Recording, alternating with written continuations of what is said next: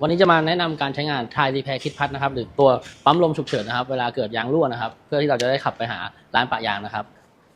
รุ่นใหม่จะได้มาเป็นอย่างนี้นะครับเมื่อก่อนจะเป็นยางอะไหล่หรือไม่ก็เป็นน้ำยาปะยางนะครับแต่ออกมานะครับก็จะเป็นอย่างนี้นะครับหน้าตานำตัวนี้ออกมานะครับเช็คสถานะถ้าเป็นไฟเขียวพร้อมใช้งานนะครับก็เอาขา2ตัวนี้นะครับไปเข้ากับล้อที่เป็นรูเล็กคู่นี้นะครับที่ใกล้กับยกลมนะครับเราก็ดึงสายออกมาแบบนี้เสียบขาคู่เล็กนี้เข้าไปกับช่องล้อนี้นะครับกดเข้าไปให้สุดนะครับแล้วนำสายนี้ใส่เข้ากับจุกลมนะครับพอเสียบเข้าจุกลมเสร็จปุ๊บเราเปิดแถบเทปนี้นะครับเปิดฝาขึ้นมาแล้วกดปุ่ม